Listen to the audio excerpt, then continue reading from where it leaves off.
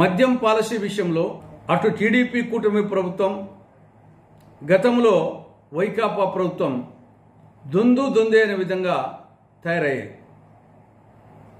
ఈ రెండు ప్రభుత్వాల పాలనలో రాష్ట్రం మధ్యాంధ్రప్రదేశ్ అయింది. మండలానికి 4 మద్యం షాపులు, 40 బెల్ట్ షాపులు అన్న విధంగా మద్యం పాలసీ తయారైంది. నకిలీ మద్యం విచ్చలవిడిగా తయారవుతా ఉంది. నిన్న అన్నమయ్య జిల్లా తంబలపల్లి నియోజకవర్గం ములకల చెరువు గ్రామ పరిధిలో ఎక్సైజ్ అధికారులు నకిలీ మద్యం తయారు చేసే కేంద్రంపై దాడి చేసి 1,75,00,000 రూపాయలు విలువ చేసే నకిలీ మద్యాన్ని, దాన్ని తయారు చేసే పరికరాలను, తయారు చేస్తున్న 9 మంది కూలీలను, ఆ నకిలీ మద్యాన్ని అమ్ముతున్న ఒక బ్రాందీ షాప్ యజమానిని, ఆ నకిలీ మద్యాన్ని అమ్ముతున్న ఒక బెల్ట్ షాప్ నిర్వాహకుని వారిని అరెస్ట్ చేయడం, వారిని అదుపులోకి తీసుకోవడం గమనార్హం. ఇది కేవలము ఒక సంఘటన మాత్రమే. ఇటువంటి రోజు అనేక చోట్ల అనేకం జరుగుతూ ఉన్నాయి. ఈ మద్యం పాలసీ వలన రాష్ట్రంలో అనేక అనర్థాలు జరుగుతున్నాయి. తండ్రి కొడుకులను కొట్టడం, కొడుకు తల్లిని చంపడం, తల్లి బిడ్డలను కొట్టడం, ఇలాంటి అనేక సంఘటనలు జరుగుతున్నాయి. మన 3వ తారీఖున నెల్లూరు జిల్లా విడవలూరు మండలం ముదివర్తిలో మద్యం మత్తులో తండ్రి రవికుమార్ కొడుకు ప్రేమ్చంద్ను రొమ్మిల మీద కూర్చొని రోకలి బండతో మోది చంపాడు. ఇది తండ్రి కొడుకును చంపినటువంటి సంఘటన మద్యం మత్తులో. పోయిన నెల 25వ తారీఖున బాపట్ల మండలం పూండ్ల గ్రామంలో కొడుకు జాలయ్య మద్యం మత్తులో తల్లి రమణమ్మను ఇనుప కడ్డీతో బాది చంపాడు. ఇది కొడుకు తల్లిని చంపిన సంఘటన.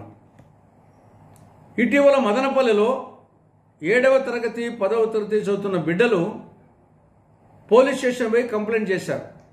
ఎవరి మీద? తమ తల్లి మీద. ఏమని?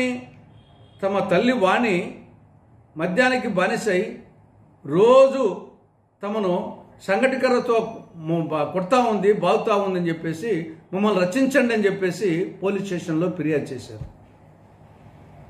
చిన్న బిడ్డలు తల్లి మీద, తల్లి మద్యానికి బానిసై కొడుతుందని. కాబట్టి ఇటువంటి సంఘటనలు రోజు అనేకం జరుగుతూ ఉన్నాయి.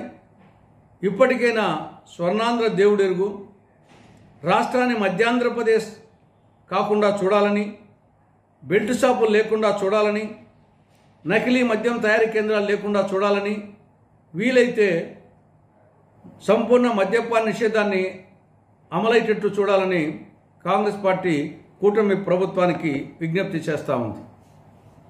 ఇక రెండవ అంశం కర్రల సమరం.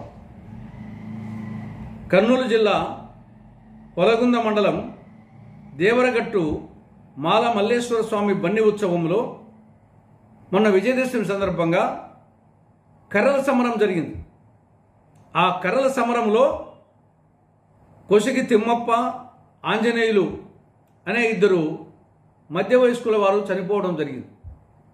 దాదాపు 100 మందికి పైగా గాయపడ్డారు.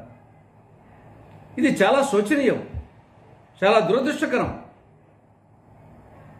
కర్రల సమరం ఇది అనాగరికం, అమానుషం, ఆటవికం. దీన్ని నియంత్రించలేని, నిరోధించలేని ప్రభుత్వాలు, ఇవి చేతగాని ప్రభుత్వాలు, దద్దమ్మ ప్రభుత్వాలు, అసమర్థ ప్రభుత్వాలు. అమ్మకు అన్నం పెట్టని ప్రబుద్ధుడు పిన్నమ్మకు బంగారు గాజులు చేస్తున్నట్లు కర్రల సమరాన్ని ఆపు చేయలేని ప్రభుత్వాలు స్వర్ణాంధ్రప్రదేశ్ను, సంతోషాంధ్రప్రదేశ్ను చేస్తాయట. దాన్ని ప్రజలు నమ్మాలట.